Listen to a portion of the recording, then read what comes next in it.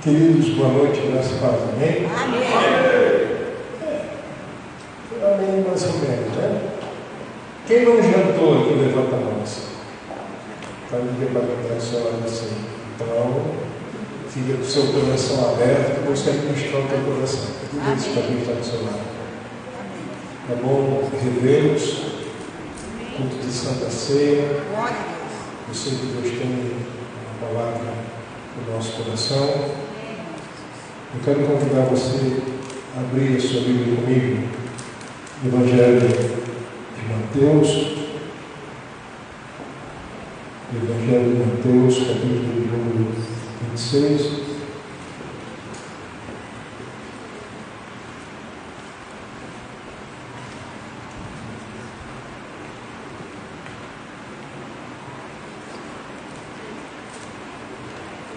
Mateus, capítulo número 26.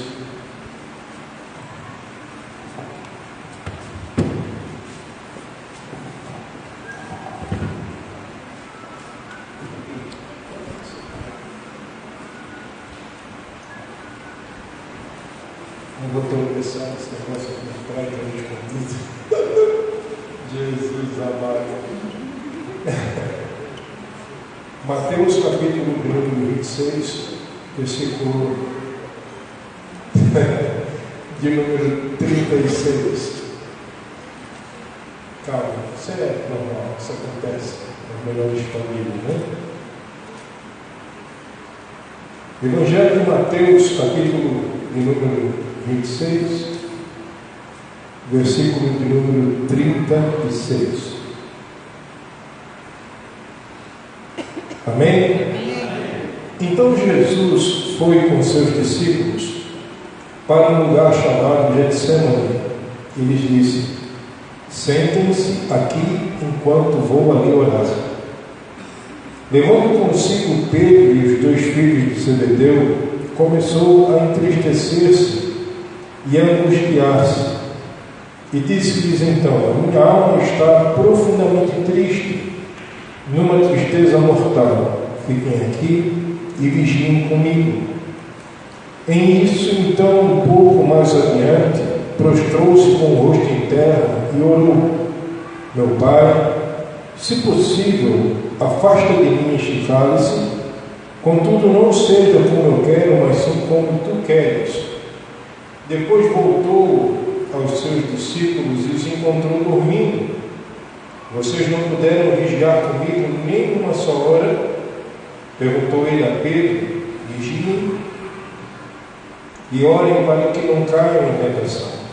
O espírito está pronto, mas a carne é fraca. E retirou-se outra vez para orar e orou: meu Pai, se não for possível, afasta de mim este cálice, sem que eu o beba, e faça-se a tua vontade e não a minha. Quando voltou de novo, os encontrou dormindo, porque os seus olhos estavam pesados, e então os deixou novamente e orou pela terceira vez, dizendo as mesmas palavras.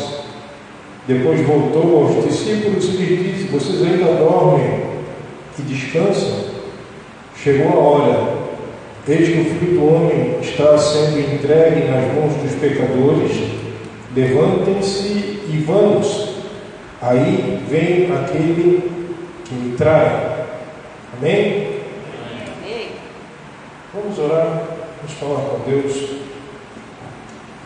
Pai, em nome de Jesus, nós estamos mais uma vez aqui diante do Senhor, diante da Tua presença. Nós pedimos que o Senhor continue ministrando ao nosso coração, continua falando conosco, dá-nos a revelação da Tua vontade, da Tua palavra. Eu peço que o Espírito do Senhor continue falando ao coração de todos nós que estamos aqui, porque precisamos ouvir a Tua voz. Que o Senhor se mova de acordo com a Tua vontade e glorifique, Pai querido, Teu santo nome. Em nome de Jesus, nós consagramos esse tempo ao Senhor e te pedimos: fala conosco para a honra e glória do Teu santo nome, em nome de Jesus Cristo. Amém. Amém. Amém. Queridos, eu gosto muito de ministrar o culto de Santa Ceia, porque eu entendo que Santa Ceia tem tudo a ver com a igreja. E nós estamos aprendendo a cada dia a ser igreja. Igreja não é literalmente essas quatro paredes. Igreja, ela só é igreja quando você está aqui dentro. Nós não somos igreja sozinhos. Nós somos igreja quando estamos unidos. Aqui está Jesus nos momentos finais do seu ministério. Jesus sabia o que estava para acontecer, o que iria acontecer, e ele leva os seus discípulos para a oração, para ter um tempo conosco. Porque eu creio aqui que Jesus, o homem, ele sentiu coisas na sua carne que ele nunca imaginou que iria sentir, mesmo sabendo de todas as coisas. Digamos que o teor do sofrimento, aquele momento, ele sabia que ele teria que passar, mas ele não, digamos assim, ele não sabia que seria tão intenso, tão forte. Os escritores dos evangelhos, quando eles falam de Getsemane, aqui nessa passagem, nessa mesma passagem, em outro dos evangelhos, o escritor diz que Jesus sofreu ao ponto de suar gotas de sangue. Então foi um sofrimento extremamente intenso. Você já sofreu assim com vontade de desistir de tudo, de dizer assim, olha, eu não quero saber de nada, estou a ponto de desanimar, eu não quero mais viver, ao ponto de querer parar com tudo, parar de vir à igreja, parar de orar, parar de ler a Bíblia, parar de servir a Deus, parar de ter relacionamento com pessoas? Quantos já sentiram isso assim? Vamos ver se você está sincero hoje. Isso é Ceia. Amém. Estamos no meio de pessoas. E pessoas, elas são sujeitas a isso. Então Jesus, homem, ele sabendo de tudo que ele ia passar, ele estava vivendo o seu momento de Getsemane. Eu quero compartilhar com vocês algumas coisas. Nós tivemos as 24 horas de oração e eu gosto de ficar na madrugada, que parece que de madrugada o caminho é menos, tem menos congestionamento, né? É brincadeira, tá? Na verdade, tem muita gente que ora nas madrugadas. Louvado seja Deus pela vida dessas pessoas que buscam a Deus dessa forma, dessa intensidade, acordando de madrugada para orar. Mas veja bem, nós estávamos aqui, teve o momento da oração, eu fiquei aqui orando. Como antecedia o culto da Santa Ceia, eu procurei na Bíblia, digamos, os momentos que antecederam o momento da crucificação, e eu comecei a ler, eu li os 4 evangelhos, e Deus me deu uma palavra a respeito de Getsemane. Quantos aqui se consideram cristãos de verdade? Levante sua mão. O que é isso? Não é porque você não jantou que você não precisa se expressar. Quantos se consideram cristãos de verdade? Se você se considera alguém que serve a Jesus legitimamente e de verdade, vai existir momentos e fases que você vai enfrentar um Getsemane, onde você terá que tomar decisões. Getsemane é um lugar de decisões. Vou repetir, vou usar o português mais certinho, tá? Getsemane é um lugar de tomar decisões. São aqueles momentos de pressão que a gente vive, aqueles momentos em que literalmente a gente quer chutar o balde, quer largar tudo, em que o desânimo fica assim, na porta do coração da gente insistindo, que a gente tem vontade, aqueles que são casados têm vontade de separar, o filho tem vontade de fugir de casa, quer largar tudo, quer viver uma vida diferente. as pessoas que trabalham querem abandonar o trabalho porque estão estafadas com o serviço, estão incomodadas com os outros, é aquele momento que você entra em um momento de crise, de desafio. E eu fiz algumas anotações aqui, eu quero compartilhar com vocês aqui algumas coisas. Getsemane, no original do grego, significa lagar de azeite. É um jardim situado ao nascente de Jerusalém, logo ao atravessar o Hebron, ou Edom, no sopé do Monte das Oliveiras. A palavra lagar, preste atenção, significa oficina com os aparelhos necessários para espremer uvas, maçãs, frutos oleaginosos. Eita, palavra difícil. Oleaginosos. Em outras palavras, lagar é um lugar de pressão. É um lugar onde você se sente pressionado, exprimido. É onde você é desafiado a fazer ou a vontade de Deus ou a sua vontade. Existe uma guerra dentro da gente, que é a vontade que a gente tem de fazer as coisas que agradam a nossa carne, e existe dentro de nós também a consciência, o entendimento da palavra naquilo que nós sabemos que devemos praticar, fazer, que é a vontade de Deus. Quer ver? Vamos usar um termo figurativo aqui, né? Claro que isso não acontece com você, isso acontece em outro lugar. Digamos assim, que você, como cristão, você está trabalhando num lugar, e nesse lugar que você está trabalhando existem muitas lutas que estão incentivando você a desistir, a pedir a conta. Você tem a sua liberdade de escolha entre permanecer, enfrentar e vencer, ou você tem a liberdade também de parar, desistir e fugir. Eu sei que muitas pessoas usam esse texto para dizer que Jesus estava querendo desistir da cruz. Não.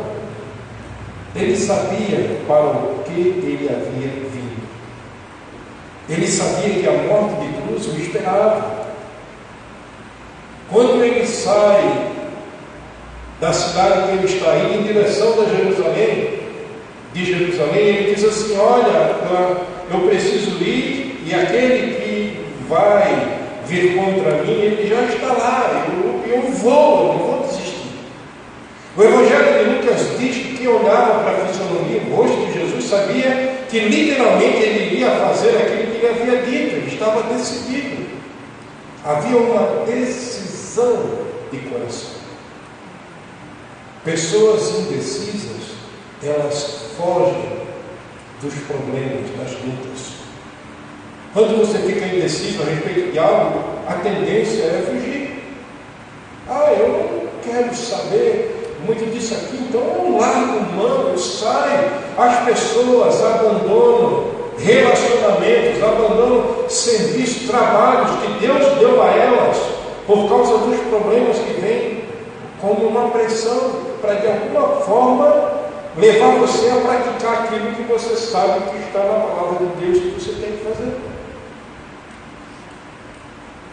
Quando se tem um conflito de família, é melhor você virar as costas e evitar o momento, ou é o melhor resolver para permanecer juntos?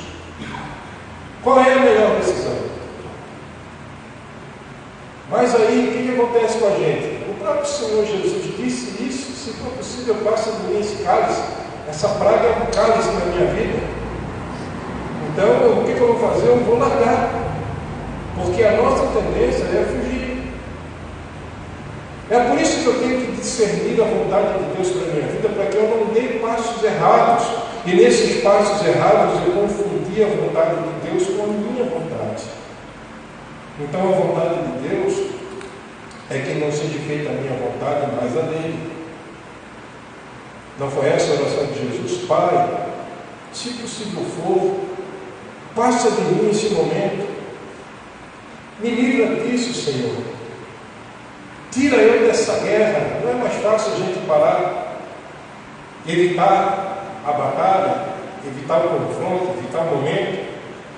Não é mais fácil a gente chegar e dizer assim, não, eu sei que não é vontade de Deus que eu sofra, Deus quer que eu seja feliz, aquele evangelho que é meio romântico, meio romantizado, né? Que a gente acredita que a vontade de Deus é que a gente viva sempre, tudo dando certo, as portas todas se abrindo, e quando acontece algum problema, a gente olha para Deus e diz, oh Deus, o que é isso? O que está acontecendo aqui? O que o Senhor está fazendo comigo? E a maioria dos problemas que nós vivemos, me perdoe a sinceridade, a culto de Santa Ceia, a maioria dos problemas somos nós mesmos que procuramos. Quantas coisas que, se você olhasse para a palavra e você não tivesse feito, você estaria evitando, quem sabe, um momento que você pode estar vivendo. Se você fosse bíblico pela palavra e você fizesse assim, poxa, Deus falou aqui que eu devo orar, que eu devo jejuar, que eu devo levar isso aqui para Ele, que Ele vai me direcionar, Ele vai me dar uma palavra para poder me dar uma direção. Se nós fizéssemos isso, nós iríamos evitar alguns sofrimentos. Mas não se preocupe. Getsemane, você morre com Jesus e ressuscita junto com Ele. Eu tenho outras coisas aqui para ler. O que é o Getsemane? No original diz que era um lugar onde se tratava com o azeite, onde se espreme a massa e moe o fruto para produzir o azeite. Em Isaías capítulo 53, o versículo 4 e 5, diz que Jesus foi moído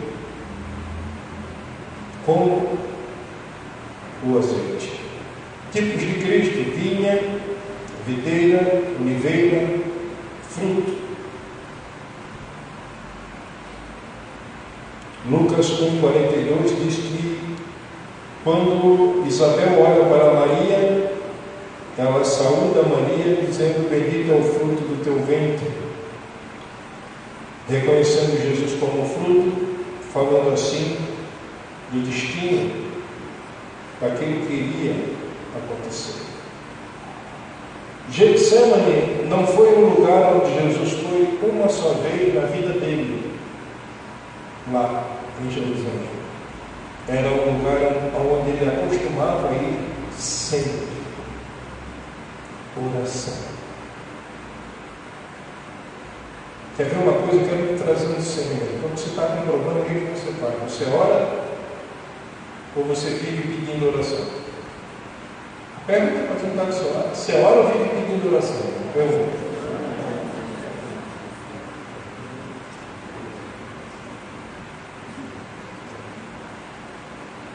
Porque o chamado da igreja não é o chamado da liderança, é o chamado da igreja, é orar. Por que as pessoas elas não se relacionam com Deus? Porque elas não oram. Como Deus vai falar comigo se eu não puxo o assunto com Ele? E sabe qual é a nossa prática de oração? É aquela oração repetitiva, todo dia a mesma coisa. Deus, obrigado pelo meu dia, te agradeço pelos meus filhos, obrigado pela porta aberta, em nome de Jesus, amém. Essa é a oração de manhã. Aí meio-dia, Pai, obrigado pelo meu prato de comida, pelo meu capim de suco também, obrigado por tudo que o Senhor tem me dado, em nome de Jesus, amém. Nós pensamos que oração é só isso. Oração é relacionamento com Deus. Eu sei que é meio difícil a gente ficar conversando durante horas com alguém que a gente não está vendo o rosto, conversando humanamente e ouvindo humanamente, né? Seria mais fácil? Quantas vezes, quanto tempo você fica conversando com alguém? Durante o dia, com quantas pessoas você conversa? Porque é mais fácil. Agora, conversar com Deus é algo mais desafiador, porque você não está vendo o seu rosto, mas você pode sentir a sua presença. Só que a presença de Deus não vem se não existe um relacionamento, uma busca intensa por Ele. Preste atenção no que eu estou falando, porque eu sei que isso aqui é libertador para algumas pessoas que estão aqui. Talvez para você não seja, talvez não seja nem muito interessante. E a questão não é ser interessante. A questão é ser um princípio e uma verdade daquilo que Deus diz. Quando Jesus foi para o Getsemane, ele estava sabendo de tudo que estariam esperando. Por que a gente não sabe que as lutas nos esperam? Porque não lemos a Bíblia. Porque na Bíblia está escrito que no mundo tereis aflições, mas tende bom ânimo. São palavras de Jesus. Eu venci o mundo, vocês também vencerão. Mas se eu não leio isso e eu não estou familiarizado com uma verdade assim, eu vou fazer o quê? Eu vou achar que isso não é bem uma verdade e que tudo aquilo que se fala, porque hoje na televisão você vê muitas pessoas dizendo que você não pode ter problema, que você não pode ter luta, não pode ter dificuldade. Se você está dentro da igreja, você tem que ter uma vida vitoriosa, você tem que ser um cara rico, uma pessoa rica, uma pessoa bem-sucedida, mas não foi nada disso que Jesus ensinou. Jesus falou a respeito do reino dos céus. Nós podemos também ter coisas aqui na terra quando nós entendemos o propósito, porque quando não entendemos o propósito, da mesma forma que temos, perdemos. Você está entendendo? Por que acontece isso com a gente? Porque a gente não entendeu o propósito. Deus não vai enriquecer você para você viver passeando no shopping. Se bem que não tem problema nenhum aí no shopping. É uma bênção aí no shopping. Mas você tem que entender o propósito. Por que você está aqui? Pergunta para quem está do seu lado. Por que você está aqui hoje à noite? Porque alguém me convidou para estar aqui. Claro. A maioria de nós viemos ao culto porque alguém convidou. Agora, de fato, por que você está aqui? Porque você crê em Jesus e acredita na eternidade. Você não diz que é igreja, e eu creio também que nós somos a igreja.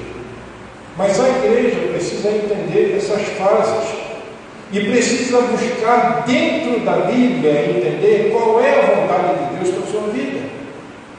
A vontade de Deus para a sua vida, querido, é que você transmita a outras pessoas as verdades que você já conhece, que são verdades eternas.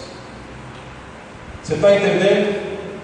Jesus estava aqui a caminho da morte, e ele passa o seu momento, ele vai diante do Senhor, mesmo ele humanamente sendo Deus, ele se dobra diante do Senhor, diante de Deus. Não me pergunte, ele não era Deus, sim, ele é Deus, mas ele orou, ele buscou a Deus, ele estava ali, na pessoa de Deus, orando, falando com Deus, Pai, se for possível. Ali estava, digamos, a representação da divindade, que muitas pessoas não entendem, mas esse assunto não é para nós falarmos a respeito dele hoje, não é o nosso assunto.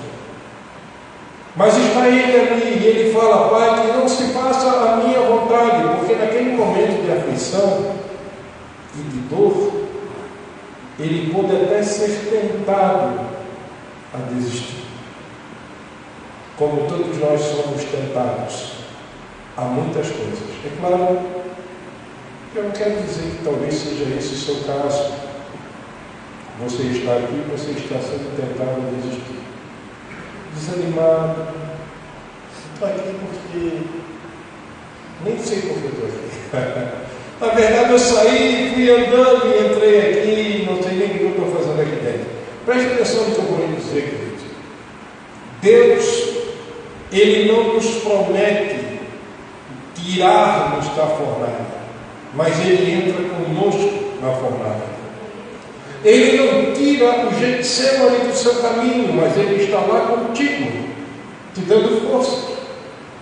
Ele não remove os problemas dos seus caminhos, porque existem problemas que Ele mesmo proporciona como sendo oportunidade de exercício de fé, mas existem os problemas que nós mesmos nos encontramos, os alcançamos e nós não os largamos. E pedimos para Deus: Senhor, abençoa o meu problema. Abençoa o meu problema. Abençoa o meu problema. E não é isso. Não estou falando disso. Eu estou falando de você estar vivendo um momento de luta por causa da vontade de Deus. Não por causa de alguma coisa que você foi o causador da consequência. Eu estou falando que quando você diz para Deus: Deus, que não seja feita a minha vontade, mas a tua. Eu sei que existem coisas que nós queremos fugir, porque a nossa estrutura, ela é fraca. Nós não somos tão fortes como pensamos que somos.